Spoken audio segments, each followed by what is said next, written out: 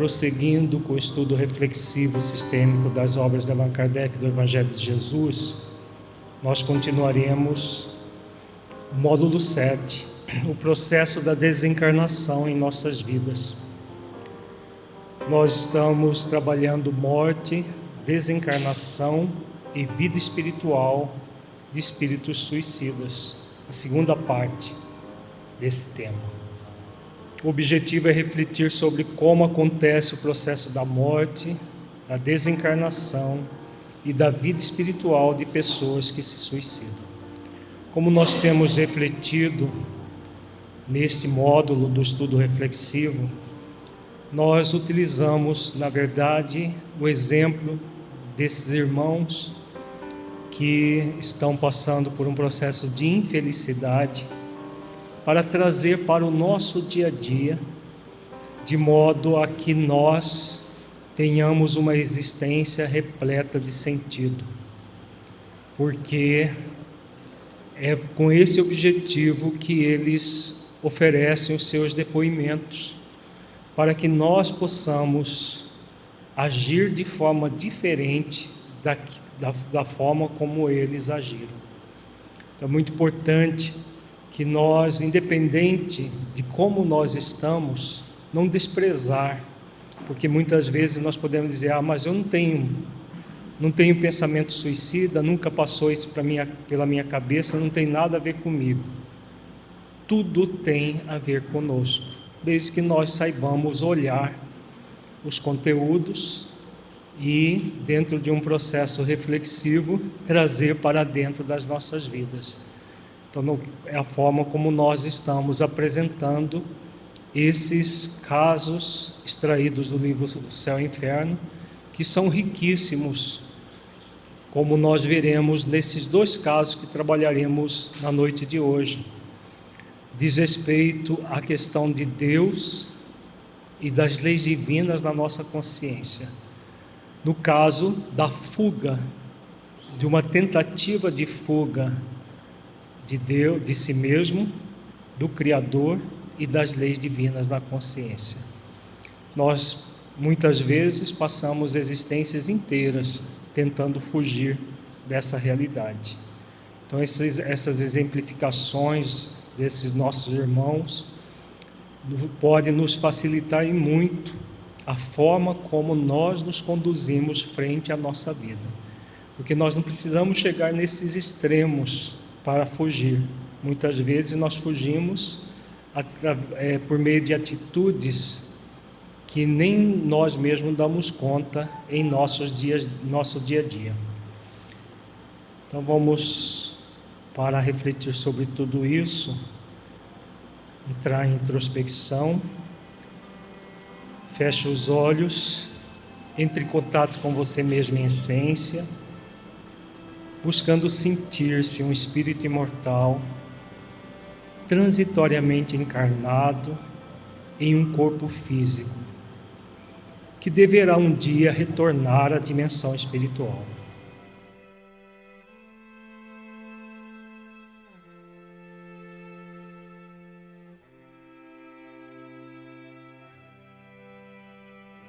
Como é para você pensar na morte do seu corpo físico e na sua desencarnação?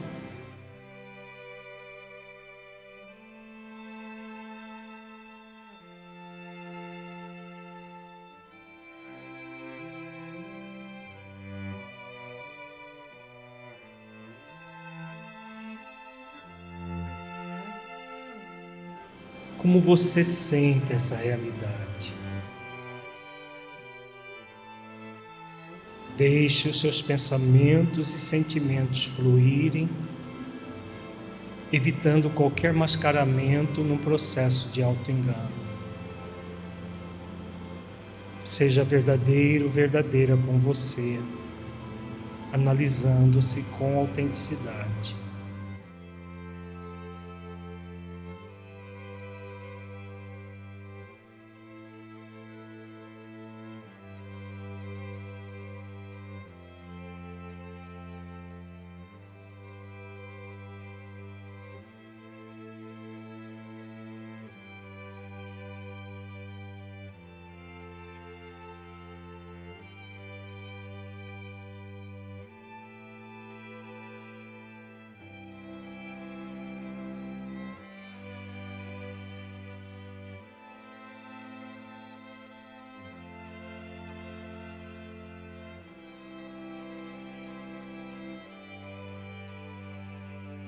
Gradualmente vamos retornando ao estado de vigília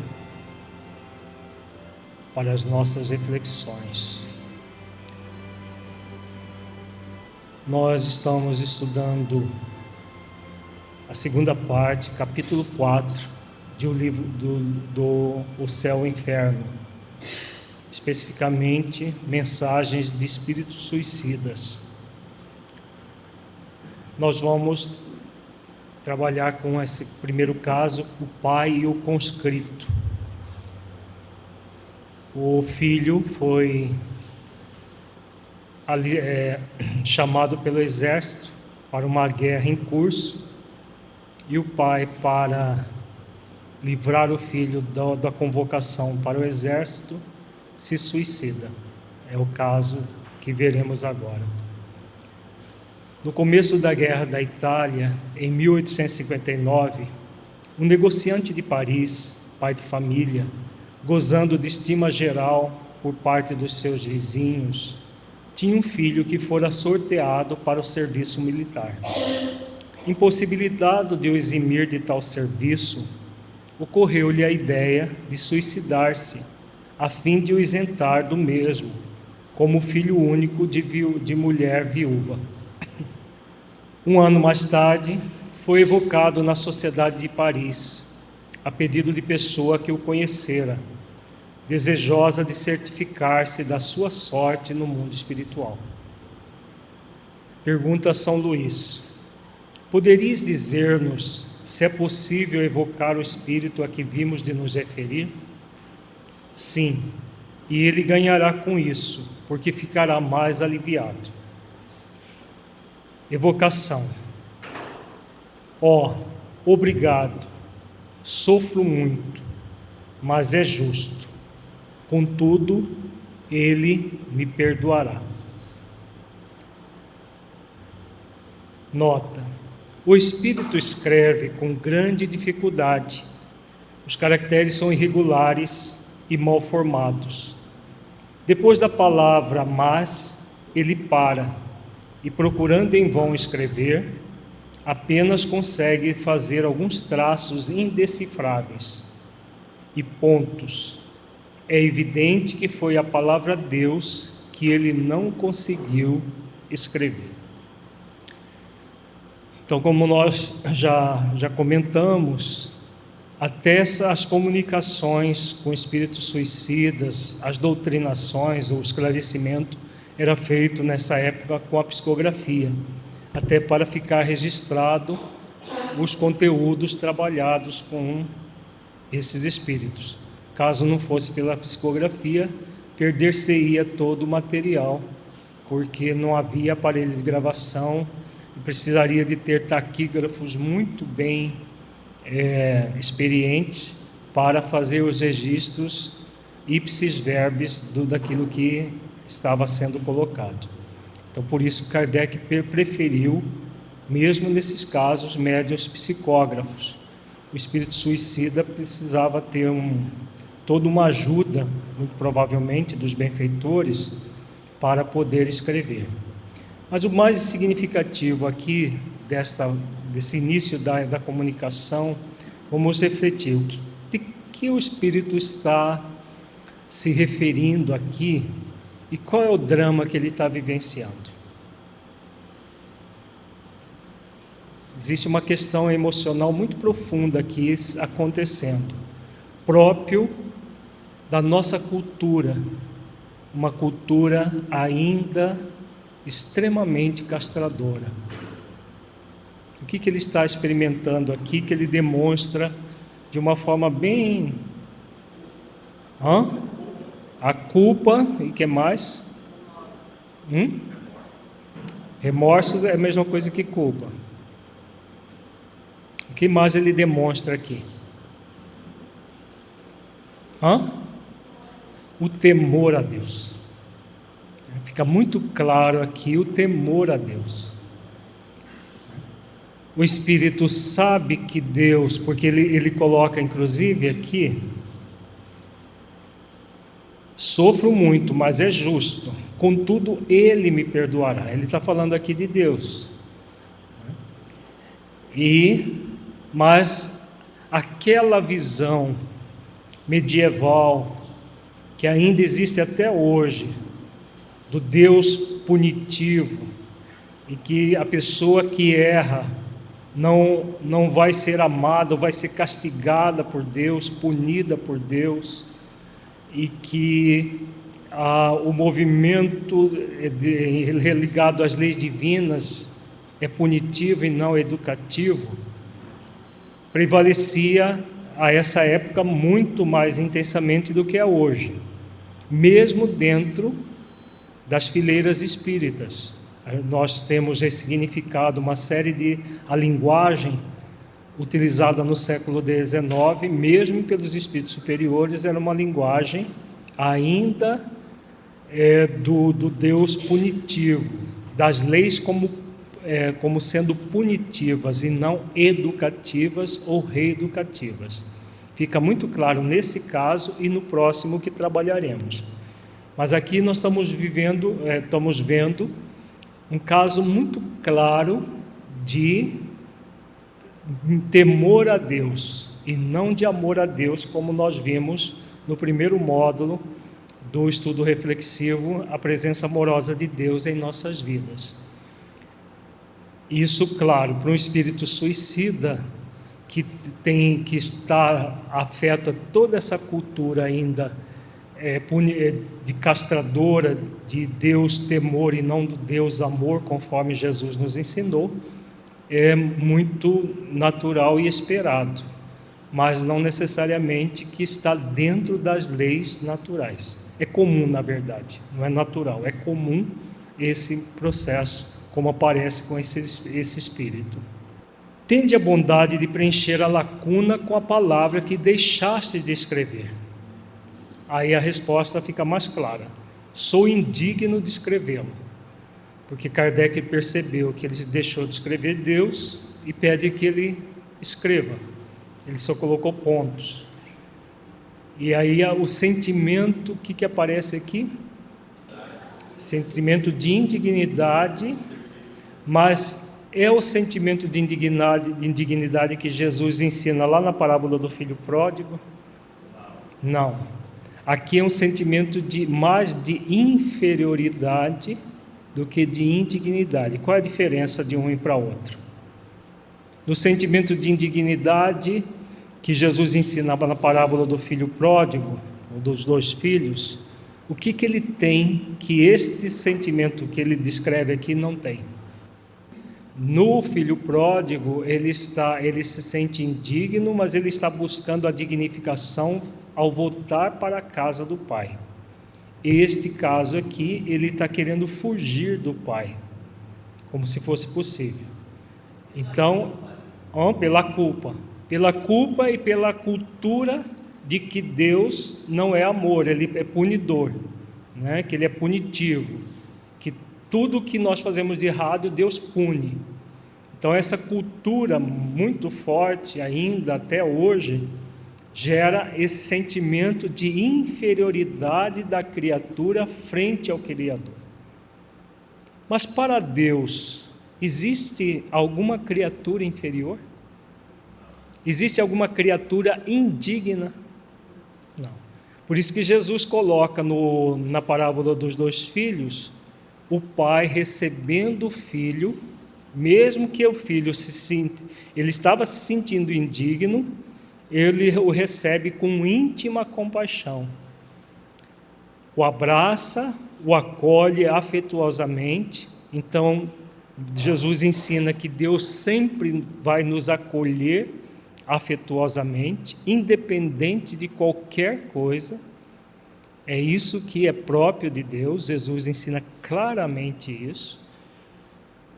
E vai sempre nos dar oportunidade de reparação, como o pai acolhe o filho para ser um trabalhador, trabalhar pela sua dignificação, pela sua reparação.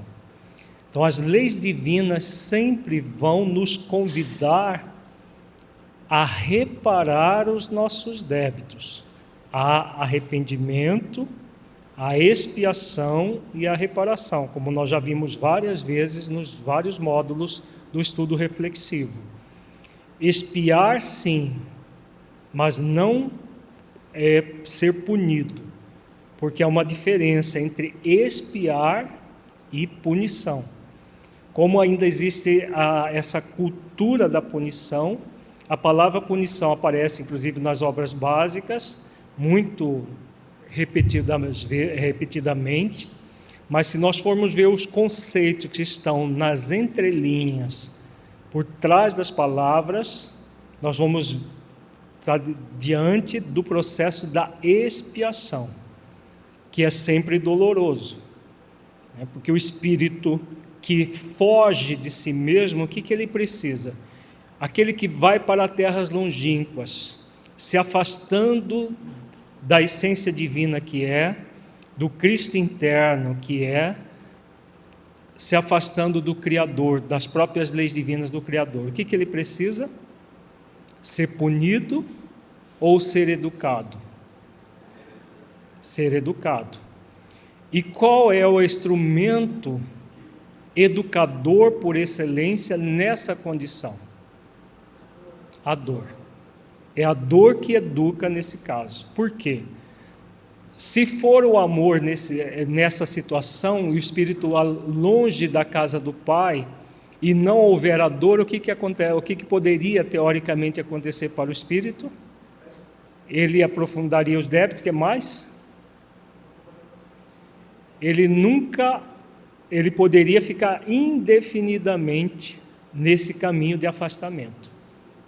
A dor, como a dor ela é algo que vai gerar sempre para o espírito um incômodo, e ninguém gosta de viver incomodado, o que ocorre? O que ocorre é que o espírito cansa do incômodo e aí ele vai buscar a sua dignificação. Então, vejamos que todo o processo divino é educativo ou reeducativo. No caso da dor, é um processo mais reeducativo. Aquele que não se dispôs a se educar, vai se reeducar pela dor. A educação se dá pelo amor. Isso nós vamos ver muito detalhadamente no próximo módulo do nosso estudo reflexivo, que vai ser o significado da lei de causa e efeito em nossas vidas. Disseste que sofreis, compreendeis que fizestes muito mal em vos suicidar, mas o motivo que vos acarretou esse ato não provocou qualquer indulgência? A punição será menos longa, mas nem por isso a ação deixa de ser má. Vejamos que o espírito está focado na punição. Agora, se o processo fosse punitivo, haveria espaço para a indulgência, para a clemência, para a misericórdia? Não. Agora, vamos adentrar um pouco mais no significado disso. A indulgência, a misericórdia, a lei de misericórdia constitui-se uma lei divina, não é? É uma lei divina, lei de misericórdia. Como que funciona essa lei no caso de um espírito suicida que se matou não para fugir de um processo dele, mas de uma forma equivocada para auxiliar um filho? Como que funciona? É Deus que chega lá, olha, você fez assim, então você merece sofrer menos. É assim que funciona a lei? Se fosse um mecanismo punitivo, seria assim, né? Onde há uma punição, há o quê? Antes da punição, quem é o pessoal do direito aí? Antes da punição tem uma condenação. Tem um julgamento, uma condenação e uma punição, não é isso? Assim que funciona. No caso da lei divina, é assim que ela funciona? Deus julga, condena e pune. A lei de justiça funcionaria assim? Não, não funciona assim. A lei de justiça e a lei de misericórdia estão intimamente ligadas. É justo que o Espírito passe pelas consequências daquilo que ele faz? É justo? É justo. Por quê? Se ele não passar pelas consequências, o que vai acontecer com ele? Ele vai aprender? Não. Então, a aprendizagem se dá pelas consequências dos nossos atos. Quem é que comanda essas consequências? O que é que comanda, na verdade? As próprias leis. E onde estão essas leis? Na nossa consciência. Então, na prática, como que funciona essa questão de sofrer mais ou sofrer menos, mais dor ou menos dor? Quem é que determina isso? A própria consciência da criatura. Dá para entender isso? Quanto é profundo isso, gente? Então, não existe... vamos imaginar que no mundo espiritual tem tribunais que Deus monta para julgar umas criaturas julgando outras. Imaginemos uma pleiade de espíritos superiores fazendo julgamentos.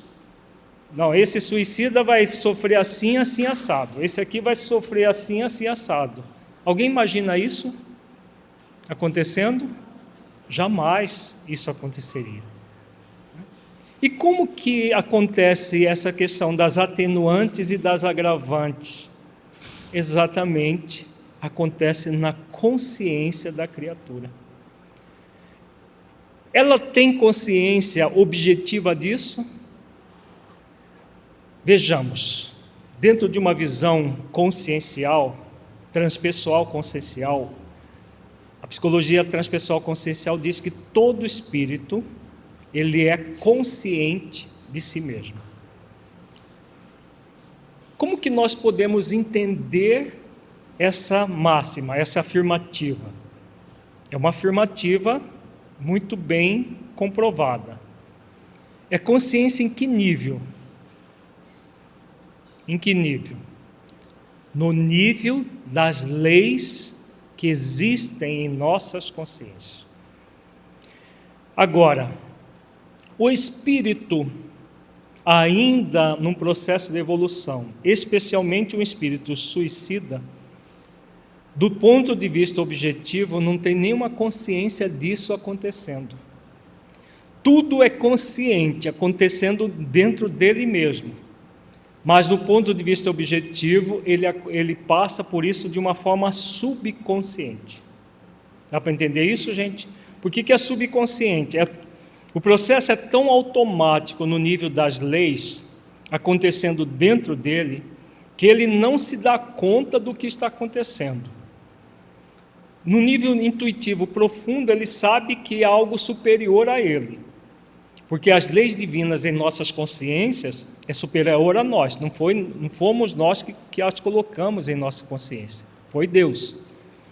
Mas todo esse movimento que acontece a partir das leis, vai ocorrer de uma forma que o espírito não se dá conta, então ocorre de forma subconsciente, para o espírito, objetivamente falando, mas consciente no nível profundo, para o espírito lá na sua essência, no âmago do ser consciencial que ele é. O espírito não é criado por Deus e não traz, conforme a questão 621 do Livro dos Espíritos, as leis divinas da própria consciência. O espírito que já alcançou um nível de superioridade, ele tem plena consciência de todas essas leis, que acontece com os espíritos superiores. Os espíritos ainda em evolução, eles não têm a consciência plena das leis, mas ela existe no seu ser consciente. Deu para entender? Então, no nível do espírito, na sua essência, ele é consciente de que é as próprias leis que estão fazendo com que haja atenuantes ou agravantes de um fato, de um ato, porque não existe um tribunal externo julgando o espírito, é ele próprio com as leis. Só que elas acontecem no nível, para o espírito que está em evolução, subconsciente. Ele não se dá conta, eu vou sofrer menos, porque a lei de causa e efeito, ela está submetida à lei de justiça e à lei de misericórdia. Como eu fiz um ato de misericórdia, eu pratiquei um ato de misericórdia no nível da intenção positiva, mal direcionada, mas no nível da intenção positiva, porque eu queria me livrar o meu filho de um processo. Então, nesse nível, por causa disso, o sofrimento vai ser menor do que uma outra pessoa que fugiu de um processo. O espírito não tem consciência dessa realidade, deu para entender? Ele não tem consciência de todo esse mecanismo. Esse mecanismo acontece dentro do espírito pela força das próprias leis, que lá no âmago do ser consciencial está acontecendo no nível muito sutil, consciente, porque um dia o espírito vai enxergar essa realidade. Agora, naquele momento, ele é subconsciente do processo. Ficou claro agora? O A faz a diferença. A consciência do ato, o espírito é sempre consciente. A consciência da consequência do ato, que muitas vezes ele mergulha na subconsciência, por quê? Porque essa consequência são as leis divinas que administram. As leis divinas que existem na própria consciência dele, mas são elas que orientam todo o processo.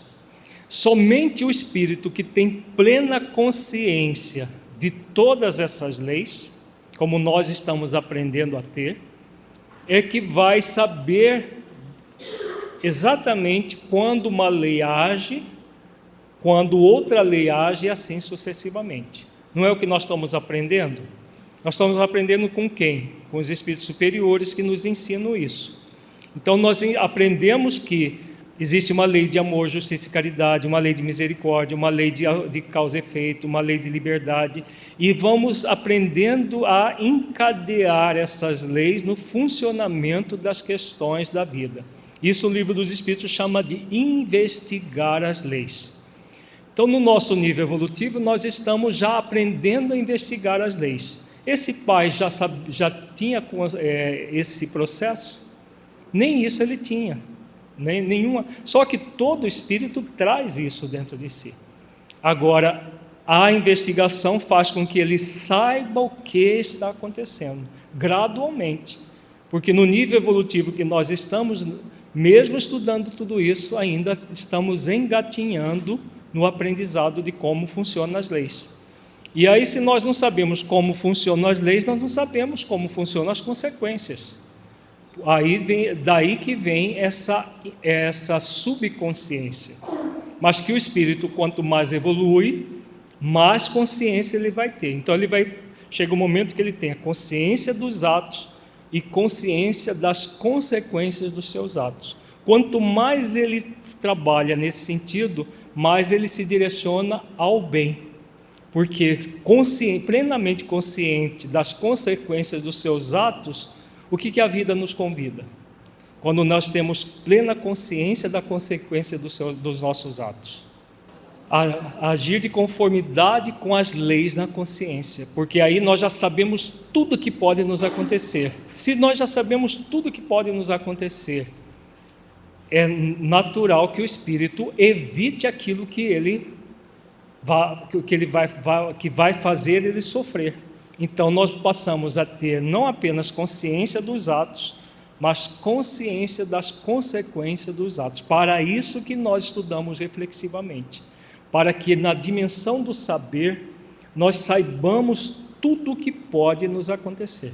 Quanto mais nós mergulhamos nessa ideia, mais nós vamos aprender a conhecer a consequência dos nossos atos. Os próprios depoimentos que nós estamos estudando dos suicidas, antes da doutrina espírita, ninguém tinha consciência da consequência desses atos.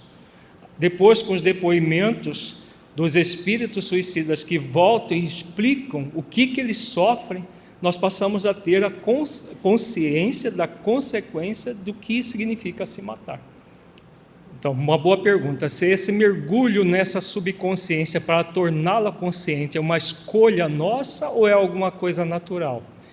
É algo que Deus nos convida o tempo todo, mas que só acontecerá como uma escolha nossa.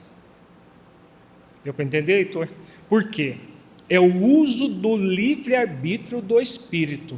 No Livro dos Espíritos diz bem, muito claro: as leis divinas existem, elas existem para que nós sejamos felizes. Em algum momento da nossa existência, enquanto espírito imortal, nós fizemos questão de bloquear o conhecimento dessas leis. Quis Deus que ela fosse relembrada, então enviou Jesus, enviou os espíritos superiores que trouxeram a doutrina espírita, e que cabe a cada um de nós investigar essas leis, como diz a questão 619 do Livro dos Espíritos. Como que você investiga uma lei, se não for pelo bom uso do seu livre-arbítrio, você escolhendo fazer isso por consciência de si? Então, é o Espírito escolhendo: não, eu quero conhecer as leis para não ficar vivendo de uma maneira automática, mas passar a viver de uma forma autônoma. Qual é a diferença do automático para o autônomo? No automático não há discernimento, e no autônomo há o discernimento. O discernimento, essa virtude é o quê? O discernimento é a virtude que ilumina o livre-arbítrio, né? Que faz com que nós façamos o bom uso do livre-arbítrio. Então, o bom uso do livre-arbítrio é nos tornarmos autônomos. Só vamos ser autônomos se escolhermos fazer exercícios nessa direção. Então, não é um processo que vai acontecer por automatismo, senão a gente não precisava fazer nada. A própria vida nos encarregava de colocar nessa posição, e não é assim. É o bom uso do nosso livre-arbítrio ao longo do tempo que vai fazendo com que nós desenvolvamos os recursos que a vida nos convida a desenvolver. Tá? Então, você escolhe investigar, aprofundar para ser feliz. Se nós não fizermos isso, as coisas não vão ocorrer simplesmente porque nós estamos aqui desejosos de sermos felizes.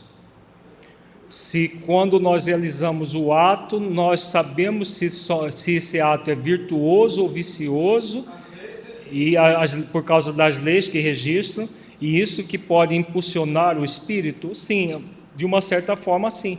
Porque cada vez que nós escolhemos um ato vicioso, o que vai acontecer conosco? O que vai acontecer? Vamos voltar àquela dia de que o Afro falou. Consciência do ato e consciência das consequências do ato. Quando nós escolhemos um ato vicioso, o que vai acontecer? No nível das consequências. O sofrimento por causa desse ato vicioso. Todas as vezes que nós passamos pelas consequências dolorosas de um ato vicioso, o que a vida está nos convidando? A refletir e, da próxima vez, escolher um ato virtuoso. Ao escolher um ato virtuoso, o que nós vamos ter enquanto consequência? Todo ato virtuoso também tem uma consequência, porque causa e efeito. Não é só negativo, como muita gente pensa, que lei de causa e efeito só funciona quando nós praticamos um ato contrário à lei de amor. Quando nós praticamos um ato a favor da lei do amor, dentro da sintonia com a lei do amor, qual é a consequência? Felicidade. Então nós temos dor, felicidade. Dor e sofrimento, né? Porque às vezes nós rebelamos contra a dor e criamos o sofrimento, e felicidade. Qual que é melhor? Óbvio, né? a felicidade. De tanto o espírito, se ele comete um ato virtuoso, por menor que seja, essa felicidade advinda desse ato vai ser mais intensa do que qualquer dor que ele tem aqui? Sim, porque aqui é o divino se manifestando dentro dele. Na felicidade é o divino se manifestando. Por mais insignificante que seja o ato, ele é muito mais poderoso do que esse ato aqui. Então, de tanto experimentar uma situação e a outra, o que o espírito vai aprendendo? Que é melhor ser virtuoso do que vicioso. Então, gradualmente, ele vai caminhando aí do automatismo para a autonomia, fazendo escolhas cada vez mais virtuosas para ser feliz e cada vez menos viciosas para não sofrer. Podereis descrever-nos essa punição? Resposta: sofro duplamente, na alma e no corpo, e sofro neste último, conquanto o não possua, como sofre operado a falta de um membro amputado. Aqui o Espírito já descreve tudo aquilo que nós já estudamos, das repercussões que acontecem no perispírito daquilo que ele fez ao corpo físico. Então ele matou o corpo físico antes do tempo do término da energia vital, e por esse fato, o que ocorre? Ele passa pelas consequências perispirituais disso. Mas o sofrimento maior é de que tipo? Nós vimos no nosso encontro passado. É o moral. Muitas vezes, por isso que ele fala, sofro duplamente, que o sofrimento moral é muito maior do que o sofrimento fisiológico no perispírito. Aqui ele fala na alma é o moral, e no corpo, que ele acreditava que o suicida pensa que ainda é do corpo, mas na verdade é do perispírito, que a maioria dos espíritos desencarnados desconheciam totalmente. A realização do vosso suicídio teve por causa unicamente a isenção do vosso filho, ou concorreram para ele outras razões? Fui completamente inspirado pelo amor paterno, porém mal inspirado. Em atenção a isso, a minha pena será abreviada. Então ele praticou o suicídio por amor, reconhece que estava com uma intenção positiva, mas mal direcionada, por isso que ele percebe a má inspiração. E aí o que acontece? A pena breve. Por quê? É uma pena? Não é uma pena. É o quê? Um processo reeducativo. Ele já era um espírito que estava sendo reeducado ou não? Por essa fala. Plenamente já consciente do que estava acontecendo com ele, ao sofrimento dele, porque de tudo. Então, Deus quer a morte do pecador ou a morte do pecado?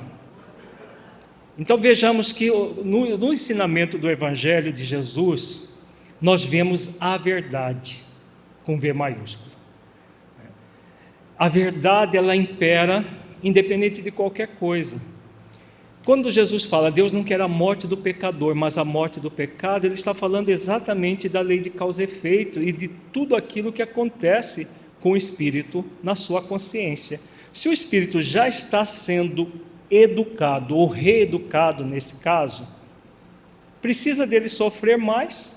Se já está acontecendo, o que é o objetivo do próprio, a dor do próprio sofrimento?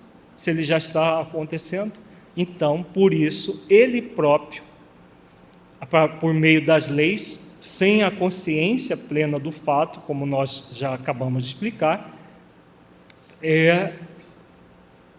faz essa expiação em menor tempo, porque ela já está acontecendo. Vamos relembrar o conceito de expiação, o que significa? O que significa expiação? Extrair a pureza. A pureza é o conhecimento da verdade. O conhecimento da verdade está se fazendo ou não? Está. Então, se o conhecimento da verdade está se fazendo, a expiação está acontecendo, ela vai acontecer num tempo muito menor do que para um espírito rebelde. O espírito rebelde, que fica lá blasfemando contra Deus e a vida. Por que ele sofre muito mais tempo? Exatamente por essa rebeldia. E aí o que acontece? Ele não expia, ele sofre e não expia, até que ele amance a sua rebeldia e possa expiar.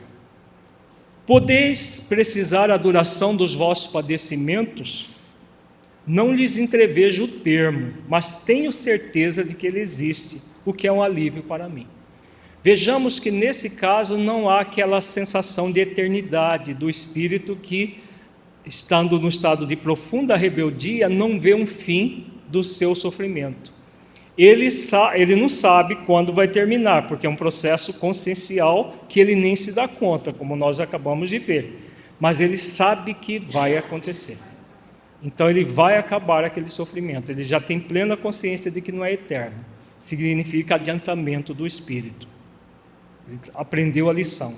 Há pouco não vos foi possível escrever a palavra a Deus, e no entanto temos visto espíritos muito sofredores fazê-lo. Será isso uma consequência da vossa punição? Resposta: poderei fazê-lo com grandes esforços de arrependimento. Vejamos, aqui na pergunta continua focada na punição. Nós estamos vendo que não é um processo punitivo, mas um processo reeducativo. E o que o Espírito responde? Ele responde exatamente por aquilo que é o início do processo da reparação, não é? A lei da reparação funciona em 3 estágios: arrependimento, expiação e reparação. Por que ele só vai conseguir escrever ou pensar em Deus de uma forma clara quando ele fizer grandes esforços de arrependimento? Por quê? O que é o arrependimento? Parábola do filho pródigo de novo. Quando é que começa o arrependimento do filho pródigo? Quando ele cai em si. Quando ele cai em si, o que ele lembra? Da casa do pai, da abundância que havia na casa do pai e da casa do pai. Quando o espírito entra em arrependimento, de que ele se liberta? Arrependimento no nível profundo, como eles falam aqui. De que ele se liberta? Da culpa. Porque não dá para coexistir culpa e arrependimento ao mesmo tempo. E quando ele entra em arrependimento, se liberta da culpa, o que ele faz? O que ele também faz com ele? Se liberta do quê? Tanto é que ele se lembra do pai e quer voltar para a casa do pai. O que ele se liberta? Do Deus temor, gente. Do temor a Deus. Você quer se aproximar de alguém que você teme? Ou você quer se aproximar de alguém que você ama? Quando o filho pródigo quer voltar para a casa do pai, é porque ele estava num movimento de temor ou de amor? De amor. Por isso ele volta para a casa do pai. Então vejamos que o arrependimento é o quê? Ele está em sintonia com o quê? Ele faz parte da lei de reparação, que está em sintonia com qual lei? Lei de amor, justiça e caridade, né? A lei maior. Então ele entra no movimento amoroso com ele mesmo. E quando ele entra em contato com o amor dentro dele mesmo, o que acontece automaticamente? Ou autonomicamente, melhor dizendo. Autonomicamente. O que acontece? Porque ele tomou uma decisão. Não é automático porque não é passivo. Autonomicamente. O que acontece? Imediatamente uma conexão com Deus no eu profundo. É isso que o espírito deve fazer quando percebe que cometeu atos contrários à lei maior. Em vez de entrar em culpa, entra em arrependimento para poder expiar, extrair a pureza e reparar quantas vezes for necessário. Esse é o convite da vida. Já trabalhamos várias vezes isso, agora mais uma vez no outro ângulo. Pois então fazei esses esforços para escrevê-lo, porque estamos certos de que sereis aliviados. Kardec aqui estimula o espírito a fazer isso. O espírito acabou por traçar esta frase com caracteres grossos, irregulares e trêmulos: Deus é muito bom. Bonito, né? Mesmo com a psicografia, é muito bonito isso, ele conseguir ter feito isso. Porque isso já estava acontecendo, reverberando dentro dele. Estamos satisfeitos pela boa vontade com que correspondestes à nossa evocação, e vamos pedir a Deus para que estenda sobre vós a sua misericórdia. Sim, obrigado.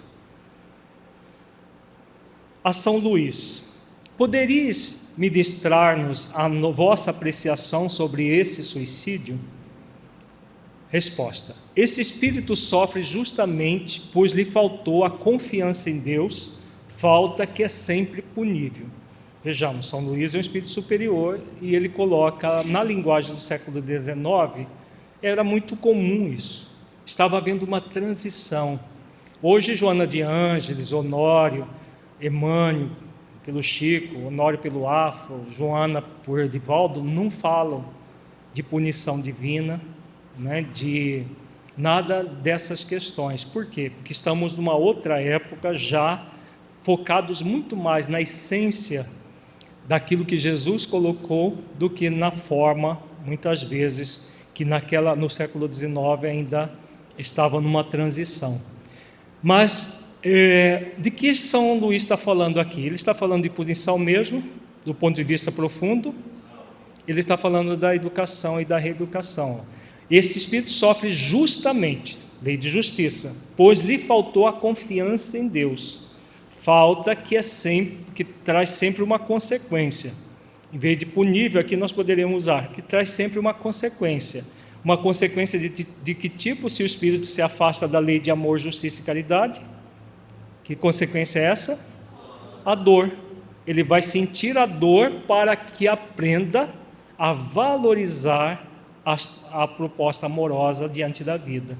Porque se, em vez dele se entregar à desconfiança na providência divina, ele fizesse um esforço de confiar, orasse, o filho dele poderia ter sido, sim, conscrito e levado para o exército, mas poderia ser que não acontecesse nada com o filho, porque ele ficou com medo do filho ser morto na guerra e tudo mais.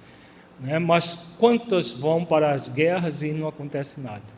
Então, ele faltou a confiança em Deus, a confiança na vida, e isso, claro, é necessário que o espírito passe pelas consequências para aprender a valorizar o que é melhor. O A faz um comentário que, apesar das palavras, no nível do texto, mas principalmente no contexto, nas entrelinhas, há todo um movimento de acolhimento, de amorosidade por parte dos espíritos superiores, sim. Totalmente, é só uma questão de palavra próprias do século XIX, com a influência positivista e a influência das religiões cristãs da época, que tinha isso de uma maneira muito, aí sim, punitiva e de sofrimento eterno e tudo mais. E dos médios que receberam, tinha toda uma série de influências aí que aparecem na linguagem. Mas se nós formos adentrar na essência da linguagem, que é o mais importante, nós vamos enxergar realmente no contexto, mais do que no texto, toda a ideia que hoje modernamente passa-se tanto no texto quanto no contexto. Então hoje a evolução da própria doutrina espírita, como Allan Kardec colocou, passa-se o contexto e o texto da mesma maneira. Na época, ainda o texto ficou com esses resquícios. A punição seria maior e mais duradoura se não houvera como atenuante o motivo louvável de evitar que o filho se expusesse à morte na guerra. Deus, que é justo e vê o fundo dos corações, não pune senão de acordo com suas obras. Aqui é aquilo que nós acabamos de falar. Não é Deus que vai lá e aponta para o espírito, vai ser punido assim ou assado.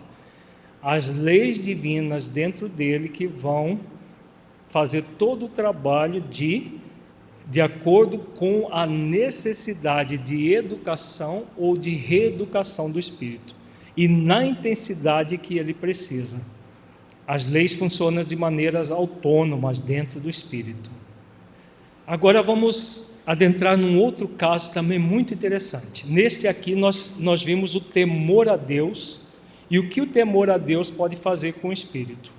Agora nós vamos ver um caso de um ateu que desconstruiu dentro de si mesmo a ideia de Deus e viveu de forma ateia, descrendo de tudo, e por um processo de tédio acabou se matando. O que pode acontecer quando nós desconstruímos a ideia de Deus em nós, né?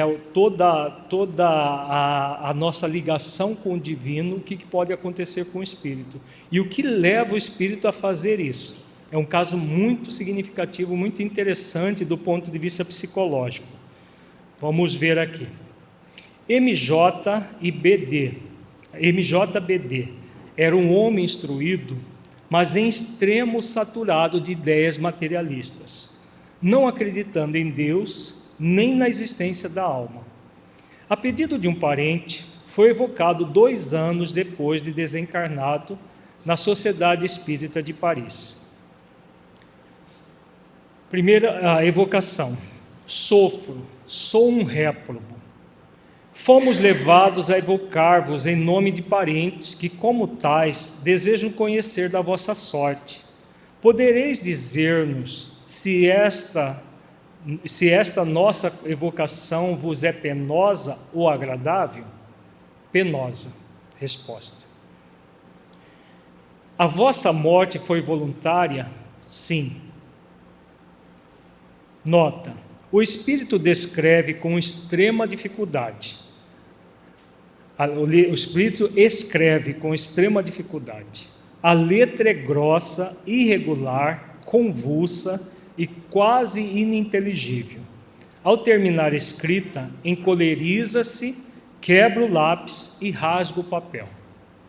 A gente já vê pelas características da comunicação como está o espírito, né? Bem diferente do outro. O outro estava resignado, tinha feito uma coisa errada, resignado, já trabalhando a sua rebeldia, orgulho praticamente sendo trabalhado também. Aqui não, muito orgulho e muita rebeldia, apesar de 2 anos depois de uma realidade que ele não conseguia fugir. Tende calma que nós todos pediremos a Deus por vós.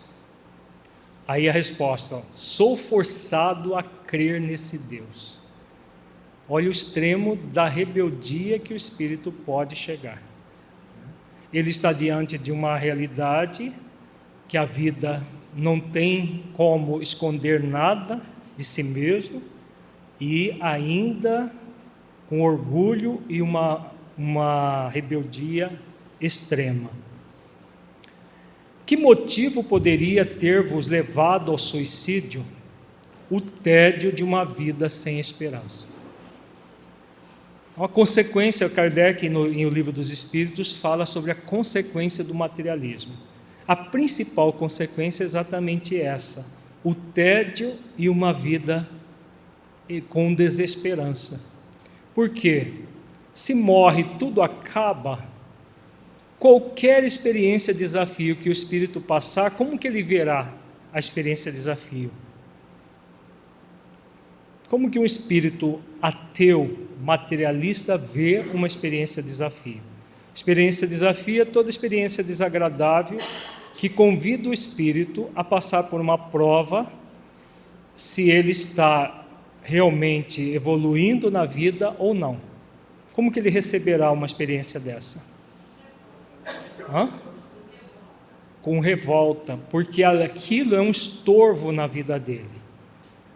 Normalmente faz com que ele não sinta prazer na vida, porque ele vê toda experiência, desafio como um estorvo. E aí, de experiência em experiência, ele vai criando toda essa cristalização de um processo de tédio, de revolta, de ojeriza pela vida. E, claro, entrando numa desesperança que pode gerar o desespero, que é um aprofundamento da própria desesperança. Do desespero para o suicídio é um passo, como aconteceu nesse caso. Nota: concebe-se o suicídio quando a vida é sem esperança. Procura-se então fugir-lhe a qualquer preço. Com o Espiritismo, ao contrário, a esperança fortalece-se porque o futuro se nos desdobra. Então, o materialismo leva as pessoas comumente ao suicídio, que elas querem fugir exatamente da realidade da vida. Já o Espiritismo, que mostra como é a vida de fato, evita que muitas pessoas vão para o suicídio. Apesar de que muita gente que só conhece teoricamente a doutrina pode, mesmo com conhecimento, ir para o suicídio, se não vigiarem e orarem. O suicídio deixa de ser objetivo, uma vez reconhecido que apenas se isenta a gente do mal para arrostar com um mal 100 vezes pior. Eis porque o Espiritismo tem sequestrado muita gente a uma morte voluntária. Grandemente culpados são os que se esforçam por acreditar com sofismas científicos e a pretexto de uma falsa razão nessa ideia desesperadora, fonte de tantos crimes e males, de que tudo acaba com a vida. Então aqui Kardec faz um comentário da responsabilidade das pessoas que pregam o materialismo, que pregam de uma maneira cientificista toda essa ideia que ainda até hoje, em pleno século XXI, é difundida. Esses serão responsáveis não só pelos próprios erros, como igualmente por todos os males a que os mesmos derem causa. Voltando ao diálogo. Quiseste escapar às vicissitudes da vida. Adiantastes alguma coisa? Sois agora mais feliz? Por que não existiu nada? A gente vê a rebeldia do espírito, né? Pergunta se ele é mais feliz, e ele redargui, dizendo: mas por que não existiu nada? Porque ele queria o nada.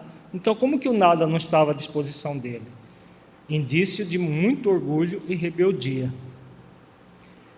Tende a bondade de nos descrever do melhor modo possível a vossa atual situação? Sofro pelo constrangimento em que estou de crer em tudo quanto negava. Vejamos que nesse caso, até o sofrimento advindo porque ele se afogou, todo o processo, ele não fala, ele não se queixa. Qual que é a queixa dele? De ser forçado a acreditar em algo que ele não acreditava. Qual parábola do Evangelho de Jesus que aborda essa questão, a que ele acabou de dizer?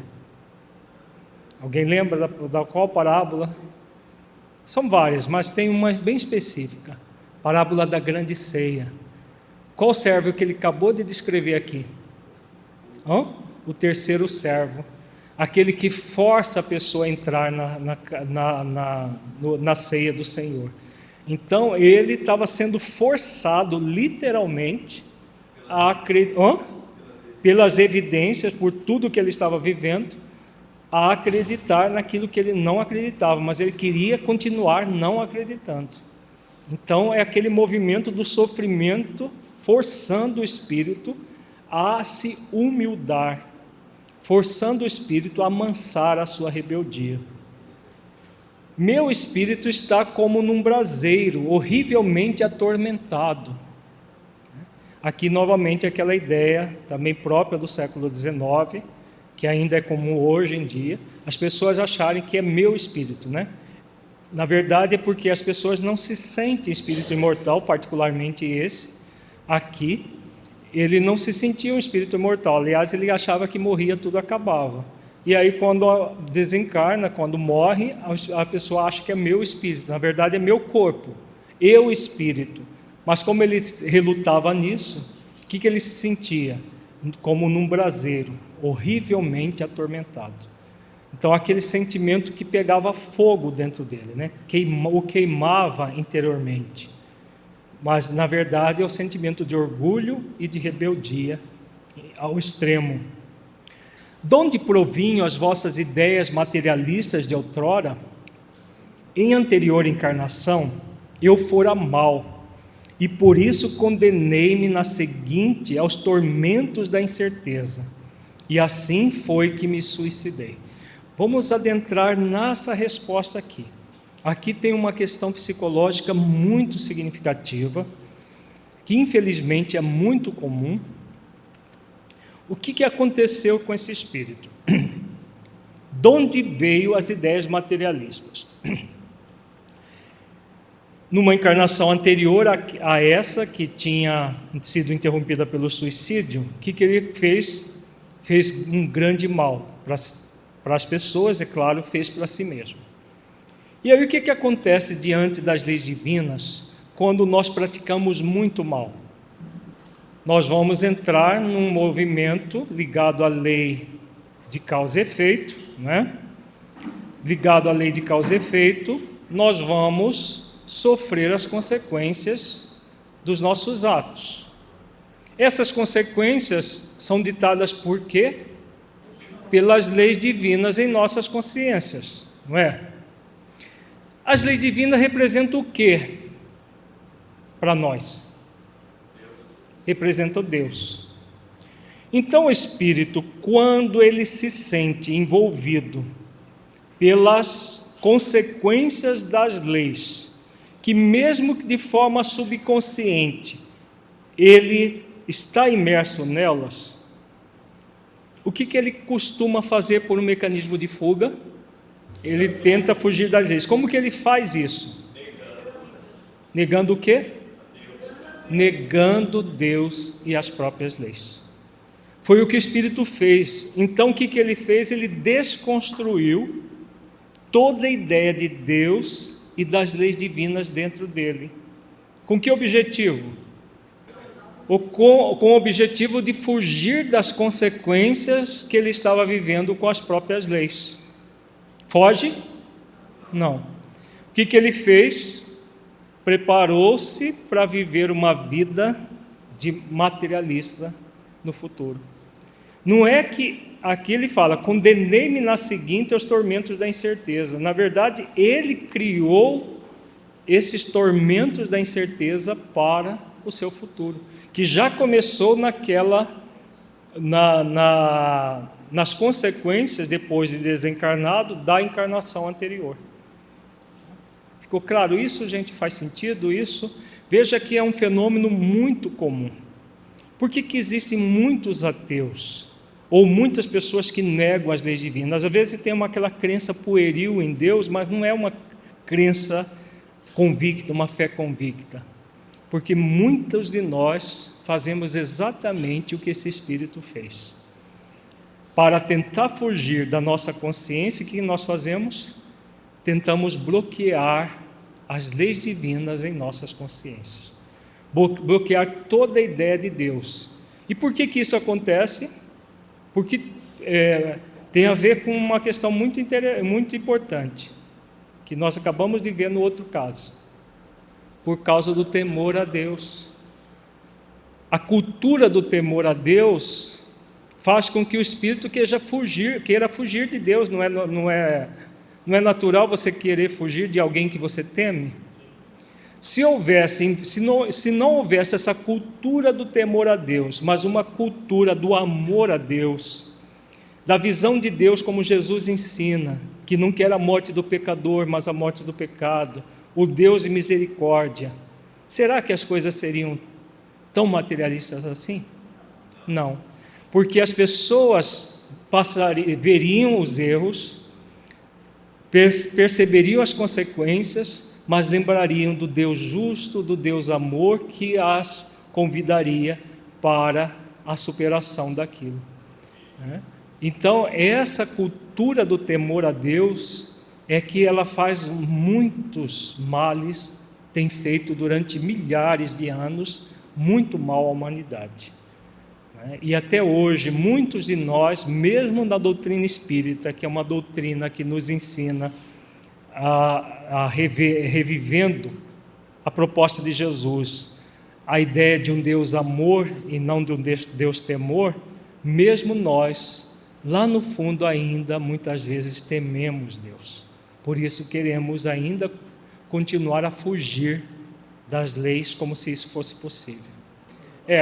Também podemos fugir, lembra aqui que podemos fugir pela barganha, pela obrigação de trabalhar no bem, para fugir das punições que não existem, mas são fenômenos conscienciais dentro de nós mesmos. Tudo isso acontece por um mecanismo atávico que nós trazemos do nosso passado espiritual e ainda está muito forte em nós. Se nós podemos ter medo de algumas leis e podemos ter medo de Deus, sim, é um fenômeno atávico. Na verdade, a doutrina espírita nos ensina a amar as leis e não a temê-las, e por consequência amar a Deus e não a temê-lo. Agora, isso é preciso do espírito fazer uma escolha nessa direção e todo um esforço para ressignificar séculos de pensamento no sentido contrário. Sem a ressignificação desses séculos de pensamentos no sentido contrário, tanto na construção do Deus-temor, quanto da desconstrução de Deus e das leis dentro de si, tudo isso somente vai ser resolvido quando houver toda uma ressignificação da ideia do Deus-temor e da desconstrução, por um mecanismo de fuga, da desconstrução de Deus e das leis em nós mesmos. Enquanto isso não acontecer, nós usamos muito processo de auto-engano para poder continuar lidando com essas questões. Aqui uma nota de Kardec. Aqui há todo um corolário de ideias. Muitas vezes nós nos perguntamos como pode haver materialistas quando, tendo eles passado pelo mundo espiritual, deveriam ter do mesmo a intuição. Ora, é precisamente essa intuição que é recusada a alguns espíritos que, conservando orgulho, não se arrependeram das suas faltas.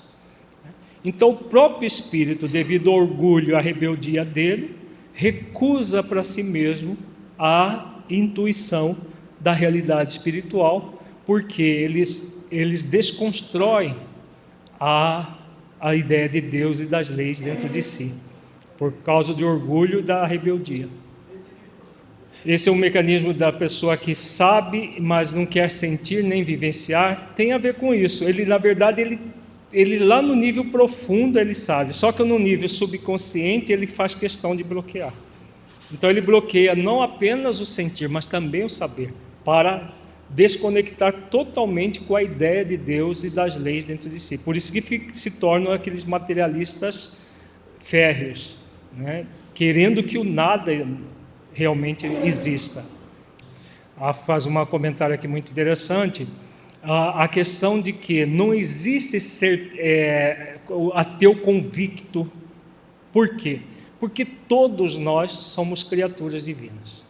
Todos nós já saímos da dimensão espiritual e voltamos para a dimensão física muitas e muitas vezes. O que existe, na verdade, é uma tormenta da incerteza. O espírito, por as questões do mal que pratica e da tentativa de fugir esse mal, cria para si mesmo essa incerteza tormentosa que o atormenta, porque ele nega aquilo que é natural dentro dele, ele nega aquilo que é intuitivo dentro dele. Então, quando ele nega aquilo que é natural dentro dele, isso sempre para o espírito é tormentoso.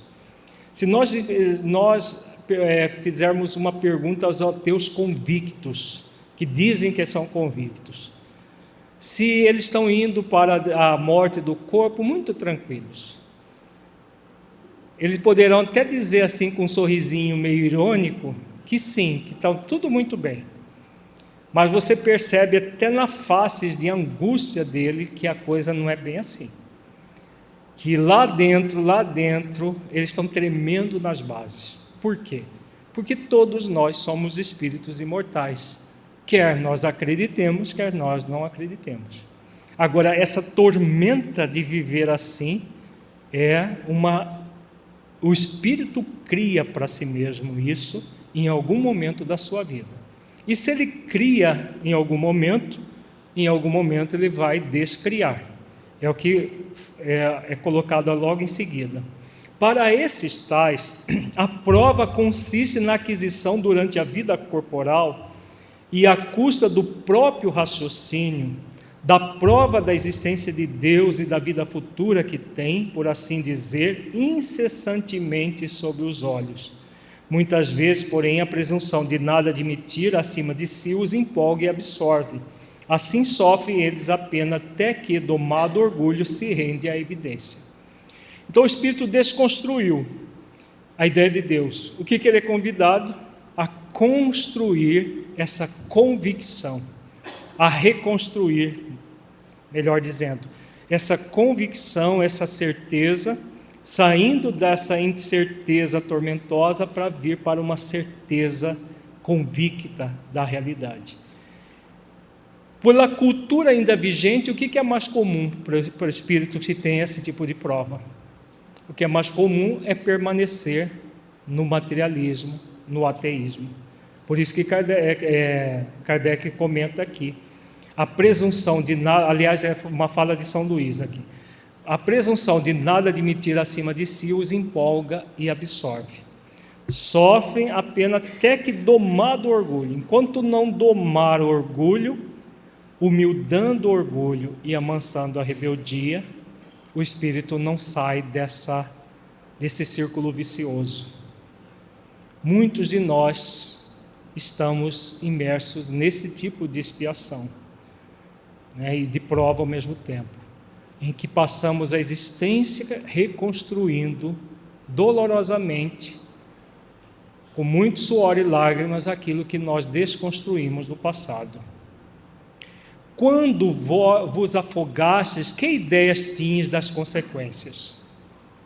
Que reflexões fizestes nesse momento? Nenhuma, pois tudo era o nada para mim. Depois é que vi que, tendo cumprido toda a sentença, teria de sofrer mais ainda.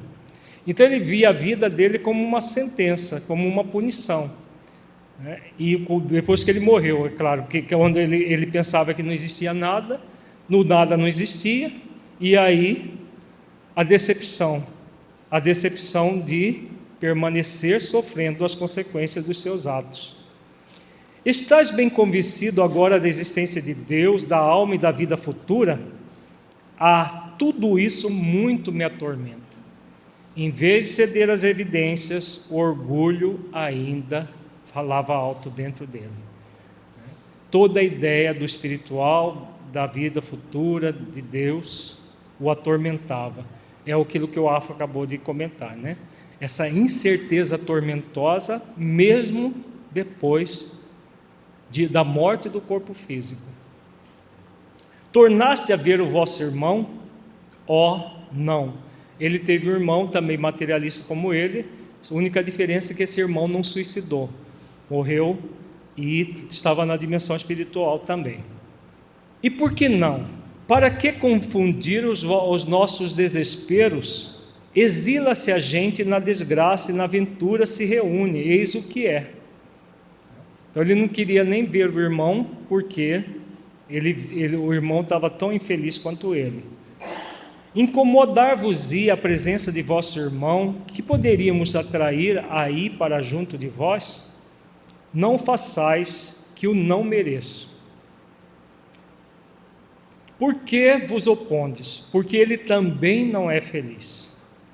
Então, independente da morte ser um processo voluntário ou involuntário, natural, como foi o caso do irmão, o materialismo sempre vai gerar infelicidade ao espírito, porque ele vive na contramão da vida, né? Ele vive para o material e o material não vai satisfazer ninguém, porque nós somos espíritos imortais.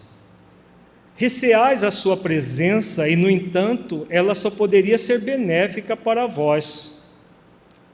Não, mais tarde. Tendes algum recado para os vossos parentes? Que orem por mim. Olha que interessante, né? O espírito com toda essa revolta, com todo esse orgulho, mas na hora H, orem por mim. Pedindo oração, né? O comentário é que muitos não acreditaram mesmo. Parece que na roda das vossas relações há quem partilhe das vossas opiniões. Quereis que lhes digamos algo a respeito? Havia muitos materialistas, e naquela época o materialismo era muito forte, talvez até mais do que no século 21. Ó, os desgraçados! Assim possam eles crer em outra existência, eis quanto lhes posso desejar. Se eles pudessem avaliar a minha triste posição, muito refletiriam. Mas muito provavelmente, quando essas notícias chegaram para esses materialistas, eles devem ter desdenhado, como a maioria desdenha, né? Evocação de um irmão do precedente, que professava as mesmas teorias, mas que não se suicidou, posto que também infeliz, este se apresenta mais calmo, a sua escrita é clara e legível. Evocação.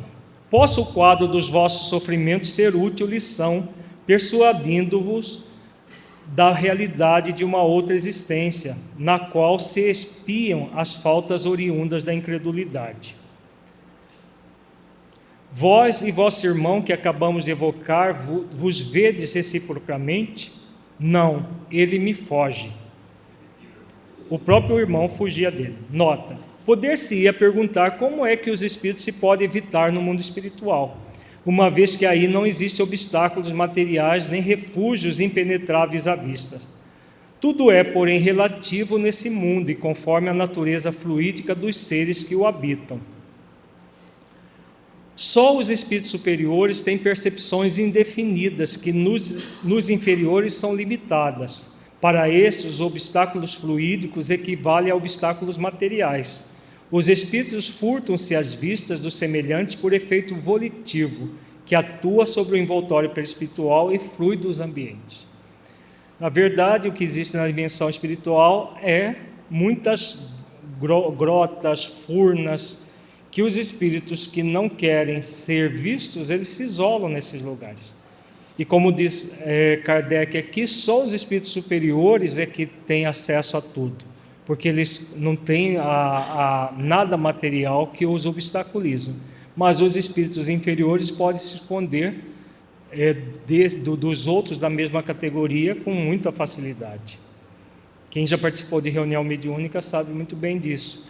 São muitos os esconderijos, as locas onde esses espíritos se ocultam dos demais.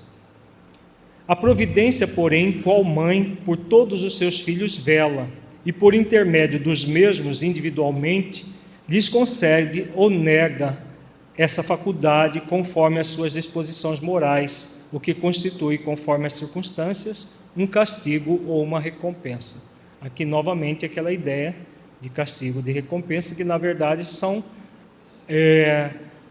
a patrimônio que o espírito adquire ou patrimônio que ele ainda não adquiriu, a capacidade de percepção de tudo o que ocorre. Estais mais calmo do que vosso irmão, podereis dar-nos uma descrição mais precisa dos vossos sofrimentos? Não sofreis aí na terra, no vosso orgulho, no vosso amor próprio, quando obrigados a reconhecer os vossos erros? Esse aqui era tão orgulhoso quanto, só que já estava num orgulho um pouco mais humildecido, porque ele pelo menos já estava reconhecendo a própria dificuldade que originou o problema, que era o orgulho exacerbado, e reconhecendo o erro, e isso gerava muito para ele o sofrimento. O vosso espírito não se revolta com a ideia de vos humilhardes a quem vos demonstre o vosso erro? Pois bem, julgai quanto deve sofrer o espírito que durante toda a sua vida se persuadiu de que nada existia além dele e que sobre todos prevalecia sempre a sua razão. Então, o movimento dele, um movimento muito característico do materialista, que é o orgulho. Ele acha que ele é melhor que os outros, ele achava isso, e agora era levado a reconhecer que nada disso tinha valor. Encontrando-se de súbito em face da verdade imponente, esse espírito sente-se aniquilado, humilhado. A isso vem ainda juntar-se o remorso de haver por tanto tempo esquecido a existência de um Deus tão bom, tão indulgente. A situação é insuportável, não há calma nem repouso, não se encontra um pouco de tranquilidade, senão no momento em que a graça divina, isto é, o amor de Deus, nos toca, pois o orgulho de tal modo se apossa de nós, que de todo nos embota, a ponto de ser preciso ainda muito tempo para que nos despojemos completamente dessa roupagem fatal. Só a prece dos nossos irmãos pode ajudar-nos nesses transes. Aqui já é o próprio Espírito, na verdade, que está reconhecendo tudo isso, né? Que o sentimento dele, que não há calma nem repouso, e só quando Deus, enviando a sua misericórdia, pela própria lei de misericórdia, toca ao Espírito. É aquela questão, isso depende de Deus ou depende dele, esse momento que ele está dizendo aqui? Dele. Porque o influxo de Deus para nós é ininterrupto. Por isso que Deus não pune. Deus sempre está convidando a nós nos educarmos ou nos reeducarmos. Esse momento é o momento do Espírito cair em si. Aí todo o amor de Deus, que sempre existiu e sempre existe e existirá para Ele, Ele sente nesse momento. Quereis falar dos irmãos encarnados ou dos espíritos? De uns como de outros. Então isso que ele falou aqui é válido tanto para encarnados quanto para desencarnados. Todos estão imersos na mesma lei. Enquanto nos entretínhamos com vosso irmão, uma das pessoas aqui presentes orou por ele. Essa prece lhe foi proveitosa? Ela não se perderá. Se ele agora recusa a graça, outro tanto não fará quando estiver em condições de recorrer a essa divina panaceia. Então aqui o que acontece? Alguém ora por ele, ele recebe as energias, mas não estava propício a captar a energia. O que acontece? Nós já estudamos isso. Ela fica impregnada no seu perispírito e no momento que ele se arrepende, que ele realmente é tocado, aquela energia penetra nele. Nota, aqui obrigamos um outro gênero de castigo, mas que não é o mesmo em todos os céticos. Para este espírito é independente do sofrimento a necessidade de reconhecer verdades que repudiara quando encarnado. Na verdade, como nós já vimos, não é um castigo, é uma constatação do espírito das consequências dos seus atos. E isso para ele é doloroso, porque essa constatação faz com que ele reconheça toda todo o processo inútil que ele viveu a existência inteira. Para muitos ainda fere muito orgulho. As suas ideias atuais revelam um certo grau de adiantamento comparativamente às de outros, espíritos persistentes na negação de Deus. Confessar o próprio erro é já alguma coisa, porque é premissa de humildade. Então ele já estava numa situação bem melhor do que o irmão, até porque ele não se suicidou. Muito importante esse caso aqui, por causa dessa desconstrução de Deus, dessa tentativa, melhor dizendo, de desconstrução de Deus e das leis divinas em nós. E o outro caso, complementar a esse, do temor a Deus. Hoje nós concluímos a questão dos espíritos suicidas. No próximo encontro nós já vamos trabalhar outros casos.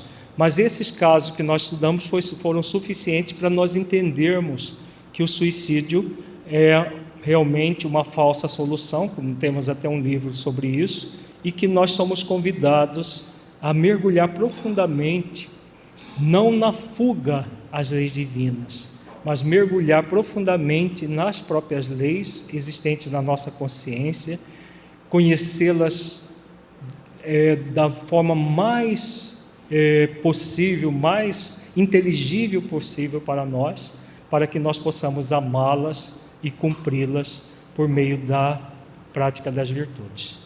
Vamos fazer agora a nossa avaliação reflexiva. Feche os olhos. Entre em contato com você mesmo em essência, buscando sentir o conteúdo estudado nesse encontro.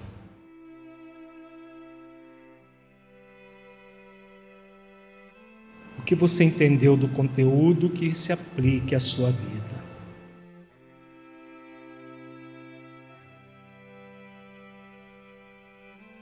O conteúdo estudado mudou a forma como você entende as leis divinas presentes na sua consciência, a forma como você enxerga Deus e a vida.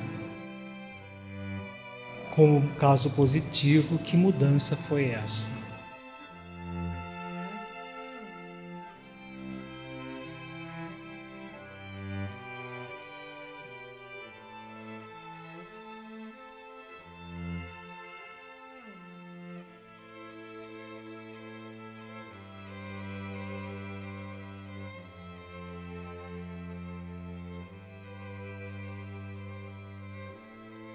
Neste encontro, refletimos sobre como se dá o processo da morte e da desencarnação, e que pela lei de afinidade, o desprendimento do espírito do seu corpo por ocasião da morte será mais ou menos lento, dependendo dele ter sido sensualista, especialmente no suicídio, ou ter o hábito de elevação de pensamentos por meio de práticas intelecto-morais.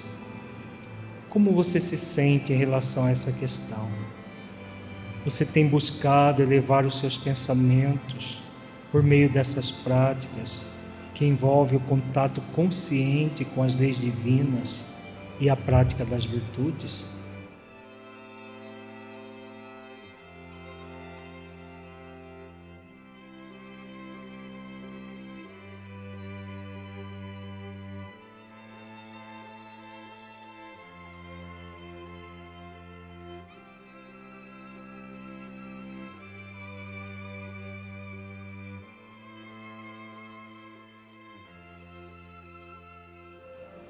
Como você sente a sua vida aplicando o conteúdo estudado? Você sente que ele pode melhorar a sua vida em sua busca de autotransformação e nas suas atividades na prática do bem?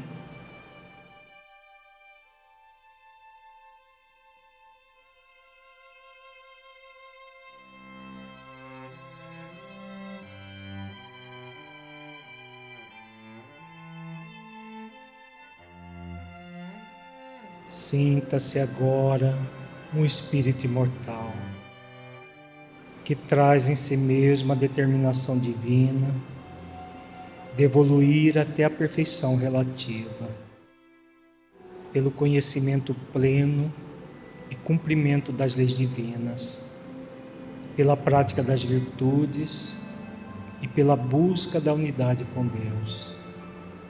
Mergulhe profundamente nessa verdade espiritual. Sinta, veja-se, cumprindo as leis divinas e desenvolvendo todas as virtudes essenciais da vida ao longo do tempo, sentindo plenamente o objetivo pelo qual você está tendo a vida do corpo, dádiva para que você possa evoluir e ser feliz.